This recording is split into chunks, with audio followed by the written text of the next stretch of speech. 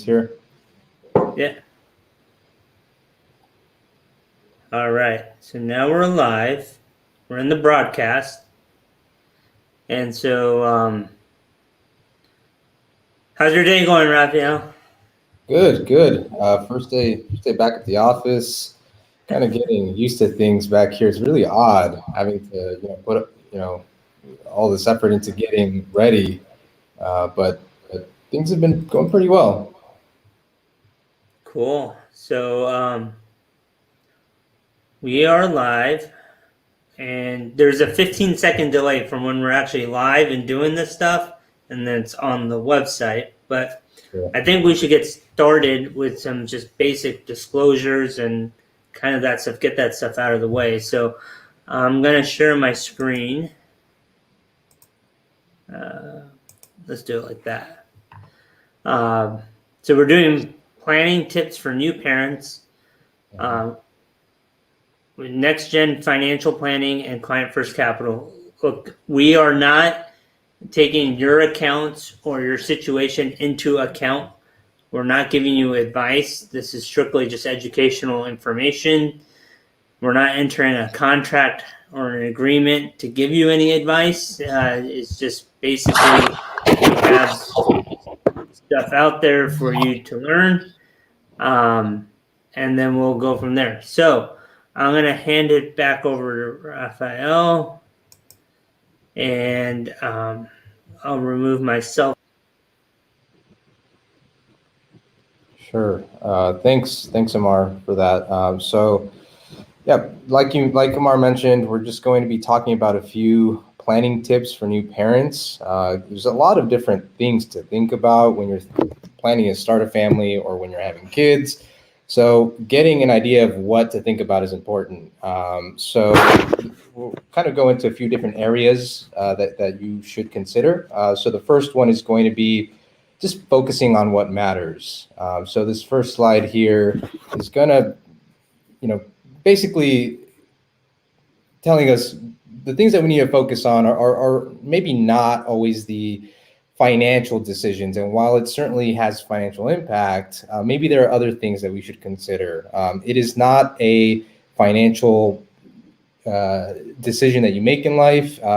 Starting a family should be something that you have deep and honest conversations with your partner about. So it's extremely important to focus on that. But for those new parents, as you can imagine, as a lot of you are very familiar with, having a baby is tough. It's the restless nights, the work schedule, the emotional toll that it might take on you. So one of those things that's important to focus on is the self-care side of things. Be patient with yourself. Give yourself some time to adjust to the new dynamic in your family. Be supportive of your partner, and really focus on the self-care. So times when you might start to be feeling burnout or signs that that really becomes an issue are when you have any change in diet or sleep. If you're starting to notice that you're eating less or you're sleeping less, which is very common with having children, that's potentially a sign of burning out or a sign that it's time to focus a little bit more on yourself and focusing on being okay. Other examples include headaches, lightheadedness, if you're not getting sleep, if you're stressed out. These can be very common symptoms of those kinds of things, being anxious or feeling vulnerable. So it's extremely important to recognize these signs so that when you feel this happening, you are able to take care of yourself and therefore be able to take care of your family as well. So consider, things like sleeping in more or making sure you get the right hours of sleep, doing things that you love doing. If it's going out for walks, getting out in the sun, or maybe calling a loved one, those kinds of things should help you throughout this transitionary time as you are adjusting to a new family. So take a lot of time, self-reflect, give yourself patience, and be supportive of your partner primarily during this time. The next slide here, another thing that's important to think about is your medical insurance plan. So this is where we're starting to get more into the financial side of things, right? And while not every pregnancy can be planned to the extent which one would hope. So it's important to still be able to make the decisions where you can and adjust your financial situation appropriately. So the biggest factor here is making sure that you are enrolled in the right medical insurance plan. So what that means, there's a lot of different plans out there, and your employer might have potentially more than 5, 10, 15 different plans that you're able to enroll in. So are you in the right one? If you are planning a pregnancy or you are planning to start a family, it's really important that you make sure that the expenses that you're going to be paying, things like prenatal care, so going to the doctor visits while you're pregnant, those doctor office visits, potentially can add up the more times that you visit, and specifically if there are any complications. Birthing is extremely expensive here in California, and you can see here on the slide a few examples of what those costs might look like. So the average cost of prenatal care is in the range of $1,000 to $3,000 without insurance. And then the cost of uncomplicated deliveries is pretty staggering. So it really depends on the hospital of your choosing, the insurance plan that you have, and what amount your insurance plan is going to cover of that cost. So, it's important to really do your research there. Make sure that you understand at least a ballpark of what your insurance is going to pay out, what those expenses are going to look like, so that you can adequately plan for that. The last thing that you want to happen is you're enrolled in the wrong plan and your deductibles, meaning the amount that you are responsible for paying before your insurance pays any amount, is going to be extremely high. That just means that you're on the hook for paying more of these medical expenses, and we don't want that. So think about these things, and also think about the timing. Every plan year, your deductible renews. So if that means that you are almost at your plan deductible during these prenatal visits, and then the plan renews, now you're going to have to pay up to that renewed deductible amount again, and that could just be unnecessary additional expenses. So think about your medical insurance plan and try to understand whether or not it's adequate for you, and if you can make changes to do so during open enrollment, at least prior to the pregnancy, if possible. Okay. After you have your child, there's a lot of different things that you need to consider. One of the first things that you should consider is how much savings do you have? So this next slide, we'll talk a little bit about your cash savings. So think about your rainy day funds. You have a child now, you have a family. What happens if one or both of you loses their ability to earn income? Or if either of you are injured in a way that means you can't work? Do you have a plan in place to replenish or draw from accounts in order to fund any deficits of that income? A rainy day fund or an emergency fund is a great tool to do that. Emergency fund, typically you'd want to look at those expenses that you really can't get away from paying. So take inventory of things like your rent or mortgage payments, bills and utilities, any car expenses, things that you need to spend in order to get around in daily living. And then consider having, depending on how comfortable you are with that risk, and I'll talk a little bit about some factors here, about 3 to 6 months worth of living expenses saved up in some sort of liquid or accessible cash type of savings account. Things that potentially would impact the size of that account are your income prospects. So in that example where you lose your job, how likely is it that you are able to find a new job within 3 months? Is it less likely, 4, 5, 6 months? What is that level of risk that you're comfortable taking on, and plan for a cash savings that is representative of that? Other things include the income ratio between partners. If one partner has a much higher income and the family is dependent on that income, then maybe there is a lot more risk there if that partner were to lose his or her income. So things like that should impact the size of the account, and or at least some things to consider when planning to have a rainy day fund. I mentioned liquidity is key here.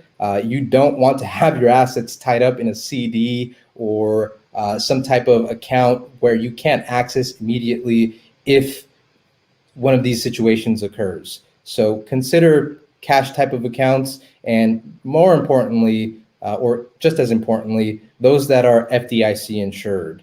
We never know when the next crash is going to happen, and we want to make sure that we're preparing for that in case there is, some issues with accessing those funds or the potential of losing those funds. So that should give you some things to think about. Starting a family is important, and now you are responsible for an additional person, and you want to make sure that you are planning to mitigate risk as much as possible by having this type of emergency fund. So the next slide here, we'll talk a little bit about life insurance and disability. These are extremely complex types of products, or they can be very simple depending on the product itself. But life insurance could be a potential thing to consider when you start a family. The reason for that, it helps to pay for things that you want your family to still have in the event that something happens to one or either of you. So think about these big life goals that we all plan for, the things that we want to achieve out of life. Part of the reason why we probably reached out to a financial professional, things like buying a home, saving for retirement or retirement expenses, planning for college funding, any funeral expenses, and weddings of your children if you want to provide for that. Those are all goals that many of us do have in this life that can be at risk if something happens to one partner. Life insurance provides for a benefit to your surviving dependents that should help to alleviate some of the stress of having to save for those things or achieving those goals. So there are many complex features and different types of products out there that we won't get into, but think of life insurance as a way to still leave some benefit to your surviving dependents in case something happens to you. Disability insurance, on the other hand, is very important as well. It's protection against loss of your income. So if something happens, not death in this case, an injury or an illness that keeps you out of work or impacts your ability to earn income, then the various goals that we have here are going to be impacted. Saving for college, saving for a new home, or saving for wedding expenses or travel. Those things would potentially be impacted if either partner is injured or extremely ill and no longer to earn income. So disability insurance is a way to protect against that provides for a monthly benefit to help alleviate some of that stress. So think of it as a way of managing risk here. Some factors that impact your the amount here are those non-discretionary expenses. How comfortable are you with a changed lifestyle in the event that something happens to either of you? So it's extremely important to think about what risks you have in your life or your employment that might impact your ability to earn income and therefore your ability to achieve the various goals that you might have laid out for your family in your financial plan. So extremely, extremely important to think about there. There are many times where your group policy or your employer might provide benefits for both life insurance and disability insurance. Ultimately, it is important to understand whether or not this is enough. There are different characteristics between group and individual policies that might impact your decision in deciding to look for additional insurance, but think about whether or not it's enough. If something were to happen, is your group policy benefit enough to fund all of these different expenses, these different goals that you have? Is your disability insurance going to provide for enough replacement of your income to still fund the various goals that you have? So extremely, extremely important things to consider there. The next slide here, we'll talk a little bit about estate planning. anytime you have any large change in your family situation, consider reviewing your estate plan. Estate plan is going to give instruction or direction on how you want your assets to pass in the event that something happens to you. And there are different documents, additional documents beyond just the will or your assets that are also important to consider.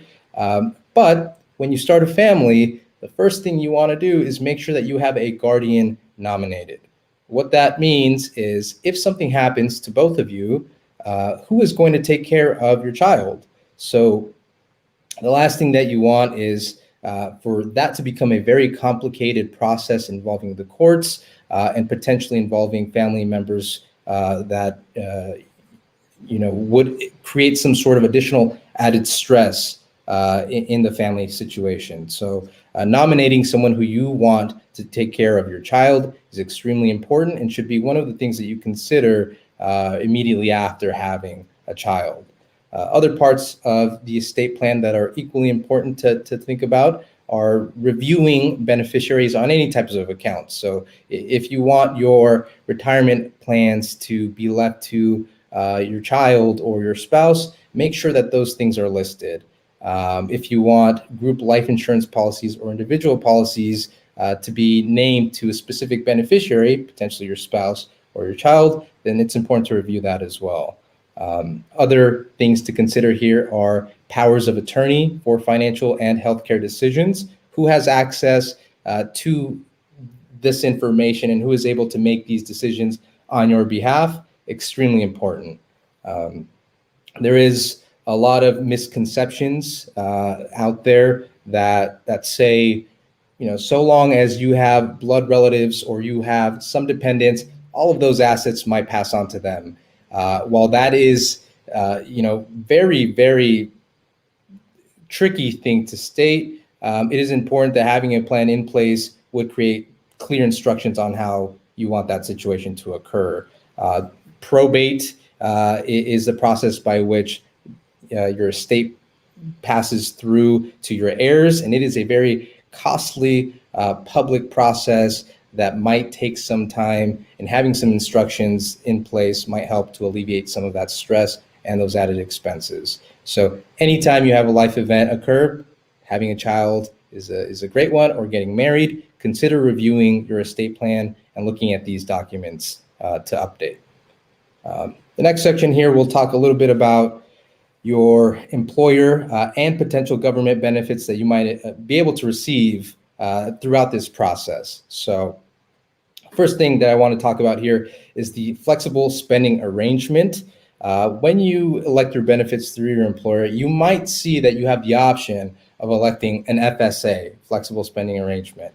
What an FSA is, it's deductions that allow you to contribute to an account that you can pay for medical expenses out of a pre-tax basis, meaning you aren't taxed on these contributions, typically done through your payroll, and you are able to expense these for qualified medical expenses. So recall the medical insurance plan slides that we talked about earlier. Some of those out-of-pocket costs, some of those co-pays, some of those doctor visits, you might be able to save some money on a pre-tax basis if you have an FSA. The limit here is $2,750 per account. So if two partners have access to this and they are planning on having high medical expenses, typically in years when you are planning for a birth of a child, then this might be something to consider because you are able to save on some taxes, on some income taxes there. The alternative here, you might hear FSA, you might hear HSA. Those are very similar in name, but are completely different accounts. An HSA is typically better suited for individuals or families who do not have high anticipated medical expenses and are relatively healthy individuals. You are able to use those funds for qualified medical expenses, but an additional benefit to the HSA is that there is a investment or interest-bearing account feature to it. So for those younger individuals who are healthy, could potentially take advantage of this type of account if they aren't planning for a birth or starting a family or having high medical expenses, you'll see the benefit of compounding growth in this account over the long term. So FSA is for people who have high anticipated medical expenses. HSA potentially suited better for people who don't have high medical expenses and want to save an additional amount beyond, say, a retirement plan. Extremely important to understand there. There is multiple types of FSAs. The primary one here that I discussed was the health FSA, capped at $2,750. So for those medical expenses that you have that you pay for out of pocket, you're able to save some taxes there. The other type of FSA is a dependent care FSA. Dependent care FSA is great for those child care expenses. As we all might have seen with the pandemic, there's a lot of working from home, schools that were closed, or potentially increased childcare expenses for having your child taken care of at one of these facilities. Those can be very expensive, and so this dependent care FSA helps to reimburse for those types of expenses on a pre-tax basis, just like the health FSA. The dependent care FSA currently has an increased contribution limit of $10,500. So if you do have children who are enrolled in a child care facility or something of the sort, consider reaching out to your employer to determine if you are able to enroll into this account. That's another great way of saving at least, ordinary income taxes on the $10,500 if you are able to, if you're spending that amount anyways in childcare expenses. So reach out to your advisor, talk to your employer about these options. If you have a child or if you're planning to have a child, they might be useful for you. The next section here is the California State Disability, or the California SDI.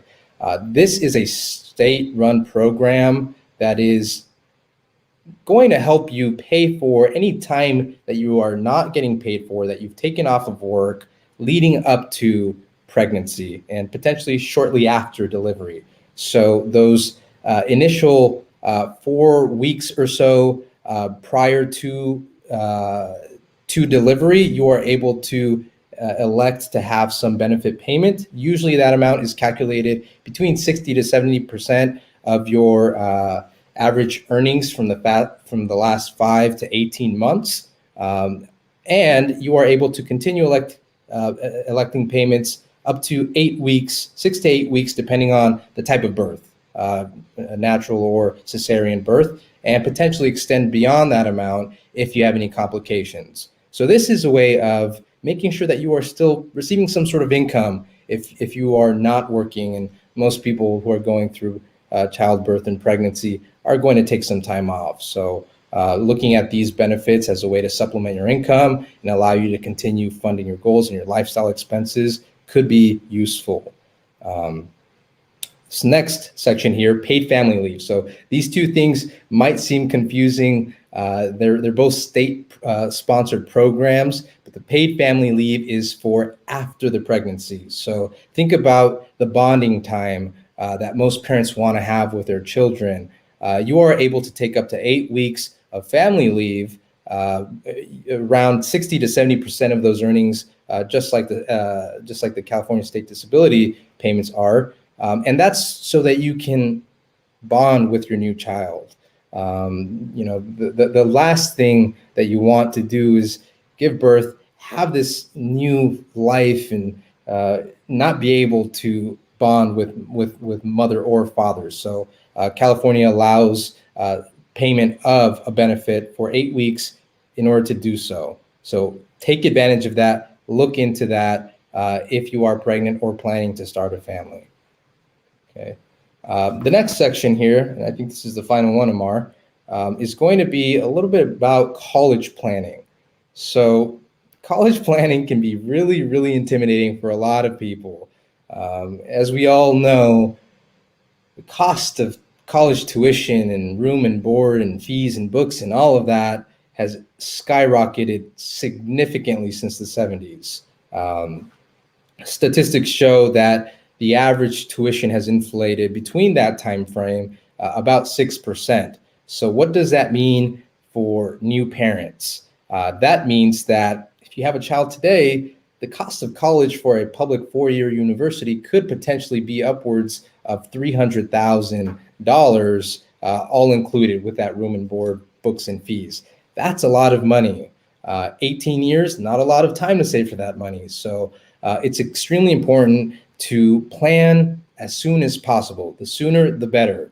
The reason for that is the longer you wait, the more aggressive you're going to have to be with savings if this is ultimately a goal that you want to provide for your child.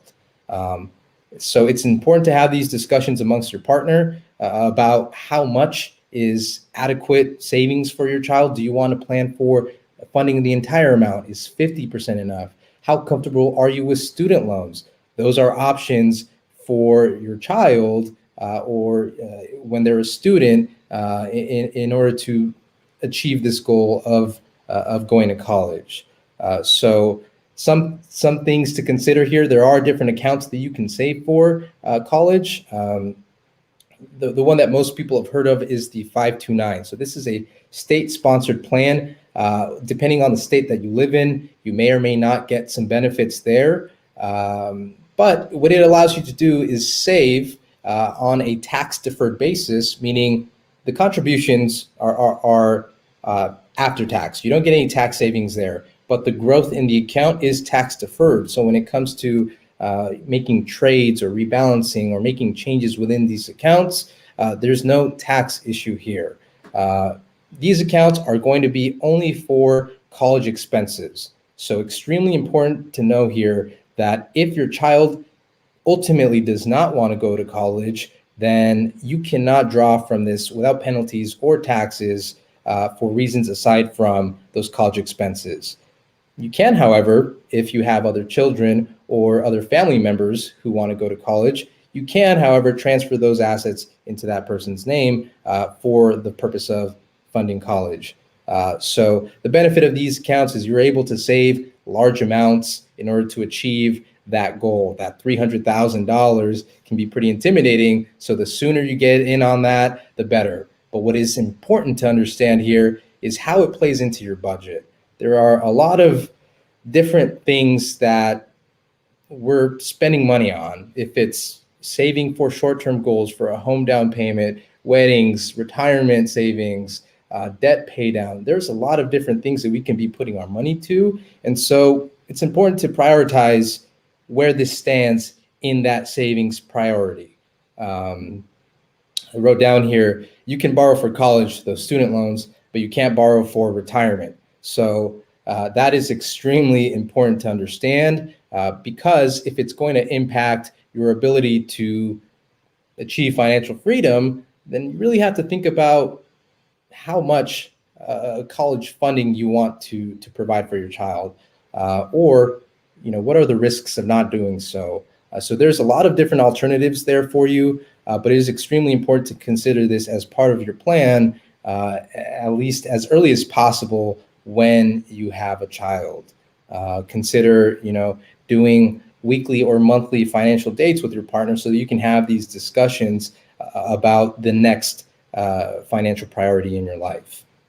So that's all that I have for now. I think that wraps up these slides here. Happy to answer any questions that anybody has. So shoot them our way and we are happy to discuss that. Yeah, so Raphael, we don't have too many questions here. Sure. But I think this is good. Oftentimes when we do financial planning for new parents, right? Like the whole topic is around new parents. It's kind of like thinking of building a house, right? You want to set the foundation first, right? You want to make sure that cash reserve, emergency fund, what if something goes wrong? So you have the right type of insurances, right type of documents in place to kind of set that foundation. And then you're building the house on top of that. And a lot of the building stuff is the fun stuff, which is like investments and saving for goals and stuff like that. So I think this was good. If anybody out there wants to reach out to either Raphael or myself, we can put a little contact us here page here. Yep. We're going to try to do these live streams. What's today? Wednesday, like every Wednesday for the next couple weeks, right? And so, do you know what the topic for the next one is? I think we've got estate planning or tax planning. I think we're looking Yeah, at it's one of those two. I think it's tax planning, but so if you'd like to join, just you can click the notification bell on YouTube, and you'll get notified when we're doing our next webinar. Anything else you want to add before we close it out? No, I mean, this can be a really, emotionally intensive process for a lot of people who are starting new families. So understanding some of these basics should hopefully help you focus on the other things that are important. And of course, anytime you have any questions, reach out to a financial professional so that you can get clarity on that and hopefully be confident moving forward.